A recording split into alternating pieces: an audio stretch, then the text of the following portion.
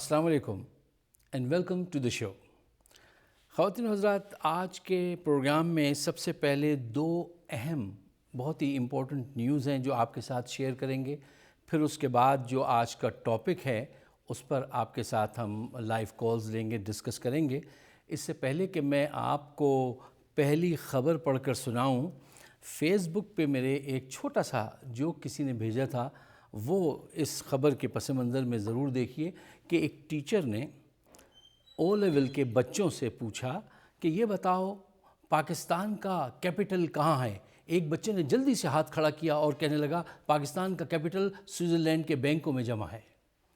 تو یہ حقیقت ہے، آپ یہ خبر جاننے کے بعد اس کی حقیقت ہونے پہ اور زیادہ بہتر طور پہ مہر ثبت کر سکیں گے کہ لاہور کے ہائی کورٹ نے یہ فیصلہ سنایا ہے کہ خبر یوں ہے کہ لاہور ہائی کورٹ نے ایک نوٹس کے ذریعے نواز شریف سمیت 64 سیاستدانوں سے کہا ہے کہ وہ سوئٹزرلینڈ میں چھپائی ہوئی $300 بلین کی رقم جو ہے پاکستان واپس لائیں۔ یہ رقم منی لانڈرنگ کے ذریعے سوئٹزرلینڈ کے بینکوں میں جمع کرائی گئی تھی۔ اب آپ اندازہ لگائیے کہ ایک غریب ملک، اس کے پولیٹیشنز نے اور کرتا دھرتا جو لوگ ہیں انہوں نے 300 billion, I am saying billion not million, B as in boy, billion, $300 billion کی رقم جو ہے وہ سوئٹزرلینڈ کے بینک میں جمع ہے۔ آپ کو شاید اس بات کا علم ہوگا کہ پاکستان پر اس وقت $60 بلین کے قرضے ہیں۔ اگر یہ رقم واپس آ جائے تو ہم اپنا سارا قرضہ ادا کر سکتے ہیں، ہم پاکستان کا 10 سال کا ٹیکس فری بجٹ بنا سکتے ہیں، ہم پاکستان کے ہر چھوٹے بڑے شہر گاؤں میں بڑی کشادہ سڑکیں بنا سکتے ہیں، اسکولز تعمیر کر سکتے ہیں، ہاسپٹلز بنا سکتے ہیں، اور ہر پاکستانی کو 10 سال کے لیے $10,000 ماہانہ وظیفہ بھی، سوشل سیکیورٹی بھی ادا کر سکتے ہیں اگر یہ رقم واپس آ جائے۔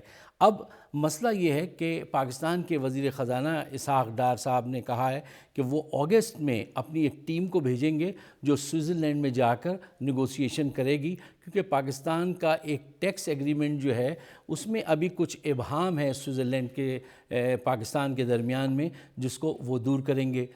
2010 میں ایک جو بینکنگ ایکٹ آیا تھا اس کے تحت اب سوئٹزرلینڈ کے بینکس جو ہیں وہ یہ انفارمیشن اب پرووائڈ کر سکتے ہیں، اگر پاکستان چاہے یا کوئی بھی کنٹری جس کے وہاں پہ پیسے رکھے ہوئے ہیں، تو سوئٹزرلینڈ جو ہے وہ یہ اپنی جو انفارمیشن ہے وہ اس کنٹری کے ساتھ شیئر کر سکتا ہے۔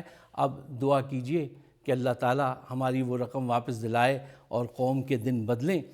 دوسری خبر سن کے آپ کو افسوس ہوگا، افریقہ کے ملک نائجیریا میں گزشتہ مہینے اسلامی انتہا پسندوں کی تنظیم بوکو حرام نے چبوکی صوبے میں ایک اسکول سے 300 طالبات کو اغوا کر لیا اور اسکول کو آگ لگا دی۔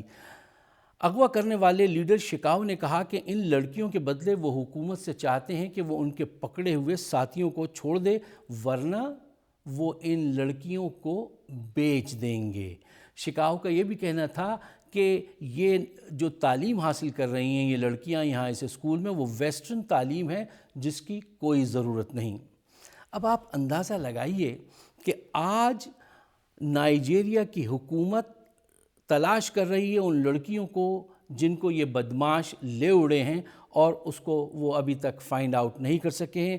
اس دوران امریکہ، چائنا، برٹن، اسرائیل، تمام ممالک نے اپنی سروسز جو ہیں وہ ان کو پرووائڈ کی ہیں نائجیریا کو، اور اس وقت امریکہ کے جو ڈرون طیارے ہیں وہ وہاں پہ جا کے جائزہ لے رہے ہیں، پروازیں کر رہے ہیں اور تلاش میں ہیں کہ وہ معصوم طالبات ہمارے پاس واپس آ سکیں۔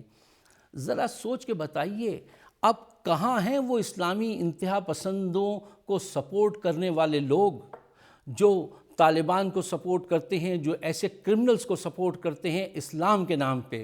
اور یہ مورانز ساری دنیا میں اسلام کا نام بدنام کرتے ہیں۔ اب کہاں ہیں وہ مولوی حضرات؟ ان کو سامنے لائیے اور ان سے پوچھئے کہ اسلام میں چوری کرنے کی سزا ہاتھ کاٹنا ہے، زنا کی سزا سنسار کرنا ہے، تو یہ جو مورونز جو ہیں جنہوں نے اسلام کو بدنام کرنے کا ٹھیکہ لیا ہوا ہے کہ اسکول کو آگ لگاتے ہیں اور اپنی ہی بہنوں کو اغوا کر لیتے ہیں اور کہتے ہیں کہ اس تعلیم کی کوئی ضرورت نہیں ہے، ان کے ساتھ انصاف کب ہوگا؟ ان کی سزا کیا ہے؟ کہاں ہیں وہ لوگ جو یہاں پہ بھی رہتے ہیں، پاکستان میں بھی بستے ہیں، اور آج ان کے سامنے جب یہ واقعہ ہوا ہے تو ساری دنیا میں پاکستان کا اسلام کا نائجیریا کا اسلام کا ایک اتنا خراب امیج بنا ہے کہ جس کو آپ تصور کریں تو آپ کو شرمندگی حاصل ہوگی۔ خواتین و حضرات، یہ دو اہم خبریں ہیں، اور اب اس کے بعد ہم ایک ایسے ٹاپک پہ آج آپ سے ڈسکس کرنا چاہتے ہیں کہ جو پاکستان سے متعلق ہے کہ پاکستان میں ایک عرصے سے احتجاجی سیاست جو ہے وہ چل رہی ہے اور اس سے کچھ بھی حاصل نہیں ہو رہا۔ کیا پاکستان میں احتجاجی سیاست چلنی چاہیے؟ یہ ہمارا آج کا موضوع ہے۔ میں چاہتا ہوں کہ ہم یہاں پہ ایک چھوٹا سا بریک لینے پہ مجبور ہیں کہ یہ بریک لینے کے بعد ہم آئیں گے اور پھر انشاءاللہ آپ کی کالز لیں گے اور آپ کے ساتھ اس اہم موضوع پر بات چیت جاری رکھیں گے۔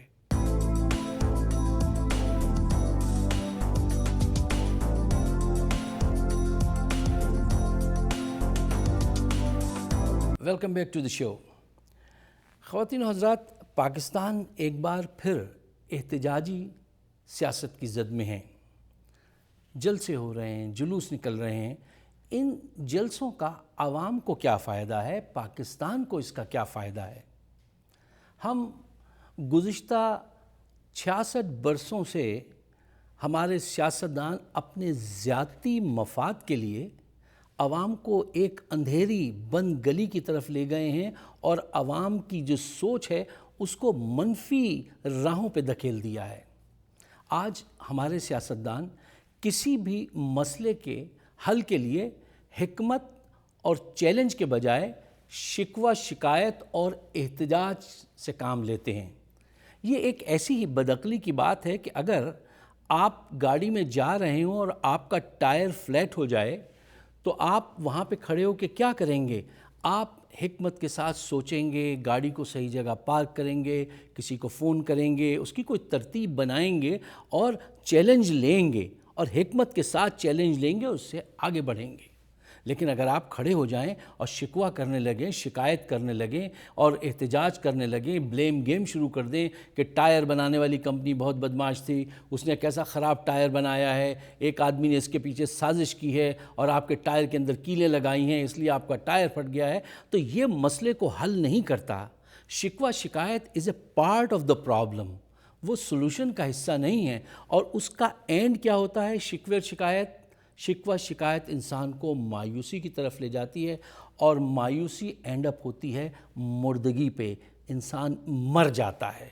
آج کیا ہم پاکستانی واقعی ایک زندہ قوم ہیں؟ اس بات کا ذرا سچائی کے ساتھ جائزہ لیجئے۔ خواتین و حضرات، زندہ قوم جو ہوتی ہیں وہ تو حال میں جیتی ہیں، مردہ قومیں ماضی میں جیتی ہیں۔ زندہ قومیں جو ہیں وہ اصل ایشوز پہ کھڑی ہوتی ہیں، مردہ قومیں جو ہوتی ہیں وہ لسانیت، عصبیت، فرقہ بندی، ان ایشوز پہ کھڑی ہوتی ہیں اور ایشوز تلاش کرتی ہیں۔ زندہ قومیں جو ہوتی ہیں ان کا ایک گول ہوتا ہے، مردہ قوموں کا کوئی گول نہیں ہوتا۔ زندہ قومیں اپنے لیڈر کو سلوٹ کرتی ہیں اور مردہ قومیں اپنے لیڈر کو پھانسی کے پھندے پہ لٹکا دیتی ہیں۔ ہم نے یہی کیا۔ آج سچائی سے آپ جائزہ لیں تو ہمارے اندر یہ صفات سامنے آتی ہیں، اور اگر جس وقت یہ سارے چیزیں آپ کے سامنے آنے لگیں تو اس وقت اس قوم کے لیڈرز کا، دانشوران کا کام یہ ہے کہ وہ اپنی ٹوٹل جو قوت ہے وہ تیاری کی طرف لگائیں، لوگوں کی تربیت کی طرف لگائیں۔ کیا ہمارے لیڈر ہماری کو تیاری کر رہے ہیں؟ کیا وہ کوئی تربیت کر رہے ہیں ان جلسوں کے ذریعے، ان شکایات کے ذریعے کہ بیمار پاکستان میں ہوتے ہیں، شفا لندن میں پاتے ہیں؟ قوم مشکل میں ہے، مشکل کشا لندن میں ہے، قوم مشکل میں ہے، مشکل کشا کینیڈا میں ہے، کبھی کبھی دل بہلانے انقلاب کھیلنے کے لیے وہاں پہ چلے جاتے ہیں۔ مجھے بتائیے، کیا یہ مسائل کا حل ہے؟ اب ان حالات میں ہمیں کیا کرنا چاہیے؟ ہم آپ کی رائے ضرور لینا چاہتے ہیں، اور اس سے پہلے ہمارے ساتھ لائن پہ موجود ہیں مزمل انور صاحب، جو ایک نوجوان قیادت ہیں پی ٹی آئی امریکہ کی۔ آئیے ان سے بات کرتے ہیں۔ ہلو، السلام علیکم Muzammil, you are on the air. بسم اللہ الرحمن الرحیم، ایاک نعبد و ایاک نستعین، اے اللہ تیری ہی عبادت کرتے ہیں اور تجھ سے مدد مانگتے ہیں۔ وعلیکم السلام فائق صدیقی صاحب، جی میں آپ کا بہت شکر گزار ہوں کہ آپ نے مجھے اپنے خیالات کا اظہار کرنے کا موقع دیا۔ جی، آپ یہ بتائیے مزمل کہ عمران خان تو ایک پازیٹیو لیڈر ہیں اور ایک چیلنج لینے والے کردار کے طور پہ ہم انہیں جانتے ہیں کہ وہ چیلنج لیتے ہیں، چاہے وہ کرکٹ کی فیلڈ ہو یا سیاست کی، لیکن اب آج کل ان کا بھی طریقہ کار جو ہے وہ جلسے جلوس کی طرف زیادہ ہے، اور یہ جو ابھی آپ نے ڈی چوک پہ اتنا بڑا جلسہ کیا، کروڑوں روپے اس پہ خرچ ہوئے، تو اس سے عوام کو کیا فائدہ پہنچا؟ یہ احتجاج کی سیاست جو ہے، کیا پی ٹی آئی بھی احتجاج کی سیاست کر کے کیو لیگ اور یہ چھوٹی چھوٹی جماعتوں کے برابر میں جا کے کھڑی ہو گئی ہے؟ فائق صدیقی صاحب، آپ کا بہت اچھا سوال ہے اور میں بہت اپریشیٹ کرتا ہوں، لیکن معذرت کے ساتھ میں اس کو احتجاج کی سیاست کہنے کی بجائے میں یہ کہوں گا کہ تحریک انصاف عوام کی عدالت میں گئی ہے، اور عوام کی عدالت میں تب گئی ہے جب ہم نے باقی سارے آپشن جو ہیں وہ ایگزاسٹ کر چکے تھے۔ اگر آپ کو یاد ہوگا کہ مئی 11 کے الیکشن کے فوری بعد ہمارے ووٹر سڑکوں پہ نکل آئے تھے اور وہ دھاندلی کے خلاف دھرنے دے رہے تھے، تو اس وقت تحریک انصاف کی لیڈرشپ نے ان کو کہا کہ آپ نتائج کو قبول کریں، اور ہم بھی نتائج کو قبول کرتے ہیں، لیکن ہم دھاندلی کو قبول نہیں کرتے۔ ہم اس کے لیے جو لیگل ذرائع ہیں ان کو ہم استعمال کریں گے۔ دیکھیے مزمل صاحب، ہولڈ کیجیے گا۔ مزمل صاحب، آپ نے کہا ہم نتائج کو قبول کرتے ہیں، دھاندلی کو قبول نہیں کرتے، تو یہ تو ایک ایسی عجیب سی بات ہو گئی۔ دھاندلی جو ہے وہ غلط نتائج تو دھاندلی پروڈیوس کرتی ہے نا، وہ تو اس کی پروڈکٹ ہے۔ نتائج، غلط نتائج دھاندلی کی پروڈکٹ ہیں۔ تو آپ یہ کہتے ہیں کہ آپ نتائج کو قبول کرتے ہیں، دھاندلی کو قبول نہیں کرتے، اس کو ذرا واضح کیجیے پلیز۔ اچھا، نتائج کو قبول کرنے کا مقصد یہ ہے کہ اگر ہم اگلے ہی روز سڑکوں پہ آ کے تو حکومت کو ڈی ریل کرنا شروع کر دیتے اور کہتے کہ ہم نتائج کو نہیں مانتے، الیکشن دوبارہ کروائے جائیں، تو وہ نتائج کو نہ ماننا تھا۔ لیکن ہم نے کہا کہ ہم نتائج کو قبول کرتے ہیں کہ چلیں جو ہونا تھا وہ ہو گیا، لیکن جو عوام کے مینڈیٹ کا خون ہوا ہے اس کی جو وجوہات ہیں ان کو ڈھونڈا جائے، جو لوگ جن لوگوں نے یہ بہت بڑا جرم جو ہے مرتکب کیا ہے ان کو سزائیں دی جائیں۔ اور ہم نے یہ نہیں کہا کہ ہم جس طرح 35 پنکچر کی بات ہوئی کہ اتنے فیصد جو سیٹیں ہیں وہ غلط دی گئیں، تو اس میں ہم نے صرف اور صرف یہ کہا کہ 4 جو کانسٹیچوئنسیز جن کا بار بار ذکر کیا گیا، ہم نے کہا کہ یہاں پہ اب کم ویریفیکیشن کروا لیں، اور جو اس کا رزلٹ ہوگا ہم اس کو مانیں گے۔ اگر ہمارے کینڈیڈیٹ صحیح طریقے سے ہارے ہیں تو ویل اینڈ گڈ، اور اگر نہیں ہارے تو وہ جو لوگ اس کے ذمہ دار ہیں ان کو سزائیں دی جائیں۔ یہ کتنی سیٹوں پہ ہوا تھا مزمل صاحب؟ 4 سیٹوں پر۔ فائدہ میں آپ کو بتا دوں، مجھے ایک سیکنڈ دیجیے گا۔ عوام کو اس کا فائدہ یہ ہے کہ جو آپ کو یاد ہوگا کہ مئی 11 میں جو عوام کا ریلا نکلا تھا، ان کا الیکٹورل پروسیس پہ جو ڈیموکریسی کی بیک بون ہے، اعتماد ختم ہو رہا ہے۔ تو ہم اس اعتماد کو بحال کرنے کی کوشش کر رہے ہیں۔ آپ نے بڑی پیاری بات کی، آپ نے جیسے فرمایا کہ جو لیڈر ہوتے ہیں وہ تو قوم کو آگے کا راستہ دکھاتے ہیں، وہ تو پریزنٹ کی بات کرتے ہیں، تو ہم آگے کا ہی راستہ دکھا رہے ہیں۔ ہم خدا نخواستہ یہ نہیں کہہ رہے کہ آپ حکومت کو ختم کر دیں، ہم تو صرف یہ کہہ رہے ہیں کہ جو دھاندلی ہوئی ہے اس کو ایکسپوز کیا جائے، اور ایسے پروسیسز شروع کیے جائیں جن کی وجہ سے دوبارہ یہ چیز نہ ہو۔ کم ویریفیکیشن کی جائے، ای ووٹنگ کا پروسیس شروع کیا جائے، بایو میٹرک کا پروسیس شروع کیا جائے، ووٹنگ میں اس کو انٹروڈیوس کروایا جائے تاکہ یہ چیزیں دوبارہ نہ ہوں۔ تو ہم اس کو فیوچر کے لیے کر رہے ہیں۔ آپ مجھے بتائیں کہ کب تک 77 سے لے کے اب تک جتنے بھی الیکشن ہوتے رہے ہیں، ہر پارٹی جو ہے وہ دھاندلی کا رونا روتی ہے۔ آج حکومت میں جو لوگ بیٹھے ہیں وہ بھی دھاندلی کا رونا رو رہے ہیں۔ تو اگر ہم اس کو فکس نہیں کرنا، تو ہم تو اس کو فکس کرنے کا سولوشن بتا رہے ہیں۔ اور اگر آپ نے ہماری وہ چارٹر آف ڈیمانڈز دیکھی ہوں تو اس میں کیا چیزیں ہیں آپ مجھے بتائیں۔ ہم کہہ رہے ہیں کہ جو election commission, current election commission ہے، اس پہ لوگوں کا اعتماد نہیں رہا، اس کو ریزائن کرنا چاہیے۔ جو 4 کانسٹیچوئنسیز ہیں اس کا آپ تھم پرنٹ ویریفیکیشن کروا دیں. اس کے بعد جن لوگوں نے الیکشن رگ کیے ہیں ان کو ایکسپوز کیا جائے, ان کو سزائیں دی جائیں. جو آر اوز ہیں وہ الیکشن کمیشن کو اکاؤنٹیبل ہوں, ان کو جواب دہ ہوں. اور جو الیکشن کے بعد جو دھاندلی کی اپیلیں کی جاتی ہیں. اچھا مزمل صاحب ذرا سا ایک سیکنڈ دیجئے. یہاں پہ ابھی آپ نے کچھ چیزیں بتائیں اور بڑے اچھے انداز سے آپ بھی پولیٹیکل لیڈر کنفرم ہو گئے ہیں. آپ نے بڑے پیار سے اس کو اپنے مینڈیٹ کو آگے بڑھا دیا کہ 5 سیٹوں کا چکر ہے جہاں پہ وہ ہوں. کرنٹ الیکشن کمیشن جو ہے اس کو چینج کیا جائے, ٹھیک ہے نا, لوگوں نے جو ریگنگ کی ان کو سزا دی جائے. یہ جو چیزیں آپ کا جو آپ نے 4-5 پوائنٹس دیے, مجھے یہ بتائیے ان کے لیے تو آپ جا کے وزیر اعظم سے بات کر سکتے تھے. اس کے لیے پورا شہر جو ہے وہ سڑکیں بند ہو گئیں, لوگ پریشان ہیں, لاکھوں لوگ جمع کیے جا رہے ہیں, کروڑوں روپے خرچ ہو رہے ہیں.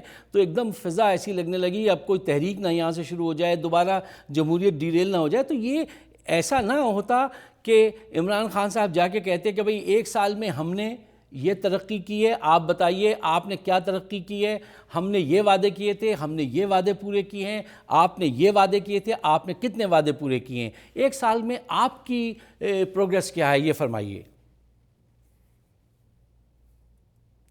وی drop him. Okay, we have a caller then. Muzammil sahib دوبارہ آپ فون کیجئے گا کیونکہ آپ سے سوال کا جواب ضرور چاہیے کہ 1 سال میں آپ کی پروگریس کیا ہے, اور پھر نواز شریف صاحب سے پوچھا جائے گا کہ ان کی پروگریس کیا ہے. Caller you on the air. السلام علیکم. جی وعلیکم السلام. دس از ڈاکٹر اقبال پنی. جی اقبال صاحب. اینڈ فائق صاحب, I like to start with this democracy. democracy, what is democracy? I want to begin with an overview of what democracy is. We can think of democracy as a system of government with 4 elements, which I think the number one, political system for choosing and replacing the government through free and fair election. اسی کی آپ بات کر رہے تھے. The second, the active participation of the people as citizens in politics and civic life. Number third, protection of the human rights of all citizens. And number 4, a rule of law in which the laws and procedures apply equally to all citizens.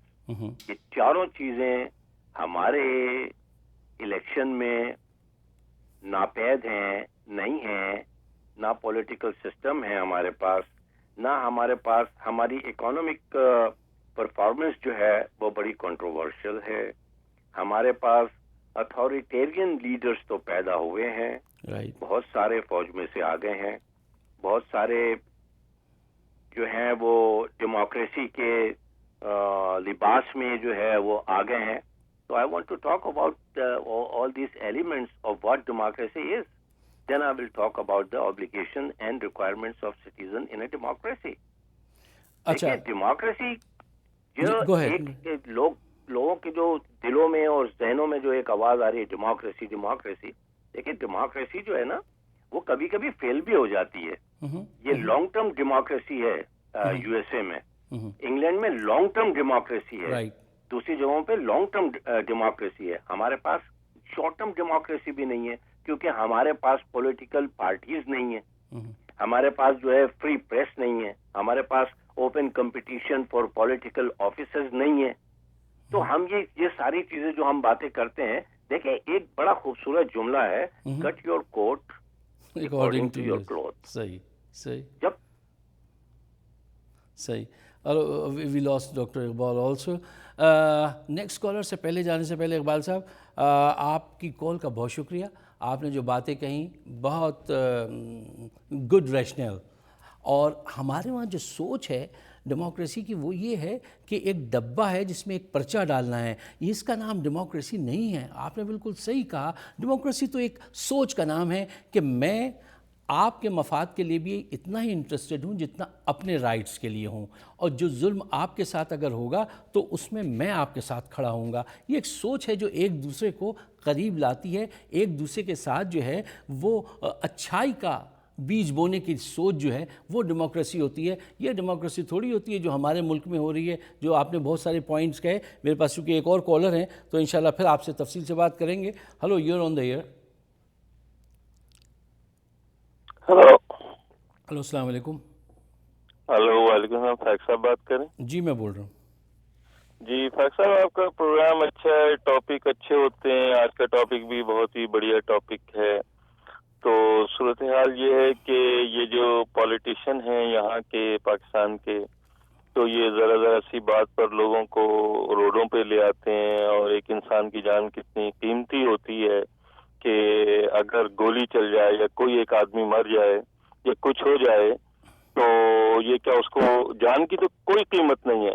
لیکن میں کہتا ہوں تمام political parties سے کہ یہ 1 کروڑ روپے کا اعلان کریں کہ اگر کوئی ایک آدمی مر جاتا ہے تو ہم اس کو 1 کروڑ روپے دیں گے. اپنے مسائل کسی فورم کے اوپر حل کریں, کسی اور جگہ کریں. ایک تو یہ لوگ جو ہیں مجموعی طور پر ہیں ہی غلط لوگ, لیکن اگر یہ کہ قوم تھوڑا ان کو چن لیتی ہے, آ جاتی ہے, تو اب ان کے ساتھ یہ مذاق بند کریں کہ لوگوں کو روڈوں پہ لے آتے ہیں اور لوگوں کو مروا دیتے ہیں, کچھ ہو جاتا ہے. تو کم از کم اللہ نہ کرے اگر کوئی آدمی مر جائے کچھ ہو جائے تو کیا یہ 1 کروڑ روپے دیں گے؟ جان کی کوئی قیمت نہیں ہے. لیکن یہ کہ یہ بلا وجہ ذرا سی بات کے اوپر لوگوں کو روڈ کے اوپر لاتے ہیں. دوسری بات یہ ہے کہ یہ جو پروگرام آپ یہاں کرتے ہیں نا, اس پروگرام کی امریکہ میں ضرورت نہیں ہے. اس پروگرام کی ضرورت پاکستان میں ہے. آپ پاکستان جائیے, پاکستان کے اندر ان چیزوں کو ایکسپلور کریے, پاکستان کے اندر لوگوں کو بتائیے کہ یہ تم لوگ کیا کر رہے ہو. الحمدللہ ٹاپک ہے, موضوع ہے, آپ کے دل کی درد مندی ہے, ساری چیزیں اچھی ہیں, لیکن ان ساری چیزوں کی ضرورت وہاں ہے, یہاں نہیں ہے.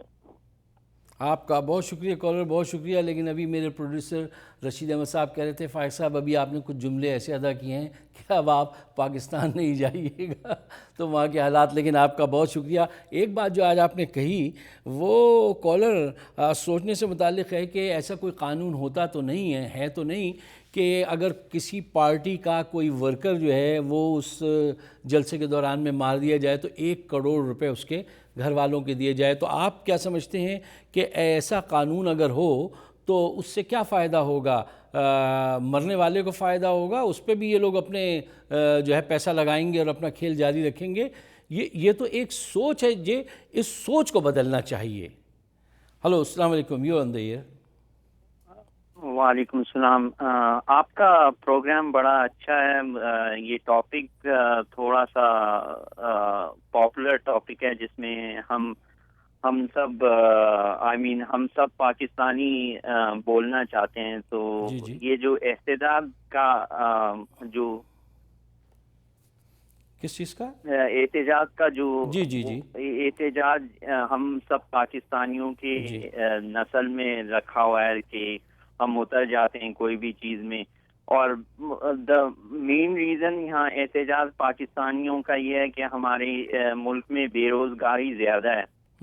تو باہر کے ملک کے لوگ ہم سب جو بھی بیکار لوگ ہوتے ہیں انہیں پیسہ دے کر احتجاج کروانے لگاتے ہیں. تو یہی ہو رہا ہے کہ ہم لوگ کنٹرول بائی فارن کنٹریز ہیں. اس لیے باہر ہمارے جتنے بھی جو لوگ ہیں لیڈرز باہر کے جو آتے ہیں پھر وہ ہمیں کنٹرول اس طریقے سے کرتے ہیں. اچھا, تو اس کا سلوشن کیا ہے آپ کے پاس؟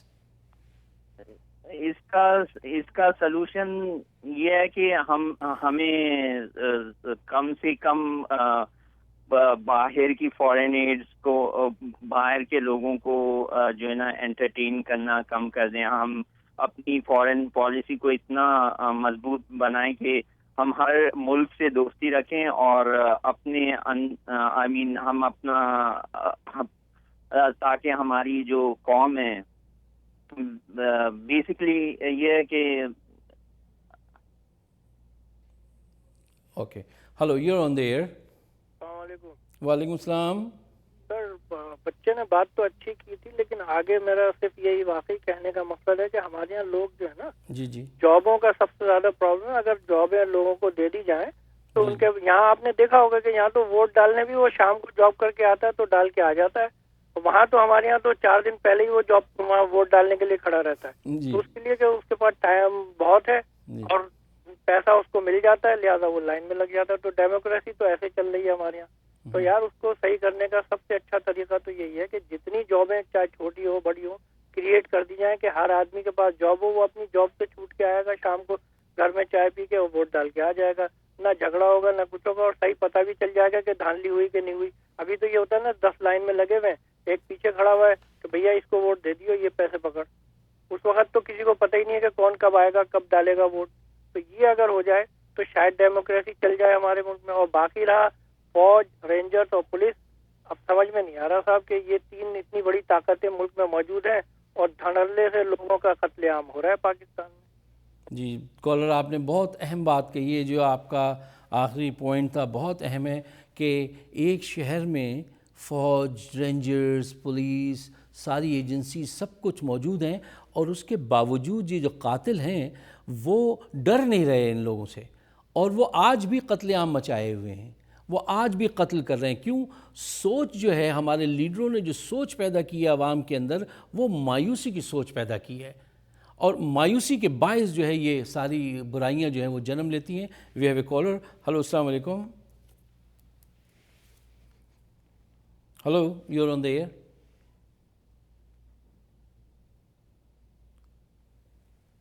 اچھا جی، جو ہمارے ابھی لاسٹ کالر نے ایک بات کہی تھی وہ بڑی فکر کی بات ہے کہ جب کسی معاشرے کے اندر اس درجہ لاقانونیت ہو کہ آپ کے شہر کو چاروں طرف سے رینجرز نے گھیرا ہو، پولیس کھڑی ہوئی ہو، ان کی موجودگی میں روز 14، 15، 16 لوگ جو ہے وہ ٹارگٹ کر کے مارے جا رہے ہوں.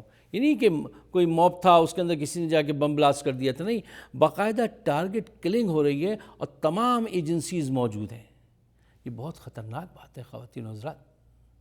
اس معاشرے کو ہم نے ایک ایسی طرف ڈائریکٹ کر دیا ہے کہ جہاں پہ سوائے بربادی کے کچھ نظر نہیں آتا. اور اس کو بچانے کا طریقہ یہ ہے کہ پاکستان میں جو صاحب اقتدار لوگ ہیں، اللہ تعالیٰ ان کو عقل دے اور ان کو یہ توفیق دے کہ وہ اپنی خطاؤں کو سمجھیں. یہ دنیا جس میں 2 دن کی زندگی ہے، اس حقیقت کو وہ پہچانیں اور کچھ ایسے کام بھی اس ملک اور اس قوم کے لیے کر جائیں جو 66 سال سے ان کا پیٹ بھر رہی ہے، اور انہوں نے سوئٹزرلینڈ کے بینکوں میں $300 بلین جمع کیے ہوئے ہیں. اور یہ کتنا خراج چاہتے ہیں، یہ ہم سے اور کیا چاہتے ہیں، یہ عوام سے کیا چاہتے ہیں. اس کے لیے دعا کیجئے، اور آپ جہاں پہ بھی ہیں، جس مقام پر بھی ہیں، وہاں پہ ایک اچھے پاکستانی ہونے کا ثبوت دیجئے اور اپنے فرائض ادا کیجئے. یہ تھا ہمارا اس ہفتے کا پروگرام. نیکسٹ ویک انشاءاللہ پھر کچھ نئی خبروں اور ایک نئے ٹاپک کے ساتھ آپ کے سامنے حاضر ہوں گے، اور اس پہ آپ سے انشاءاللہ ڈسکس کریں گے. آپ سب کا بہت بہت شکریہ. Good night, good luck.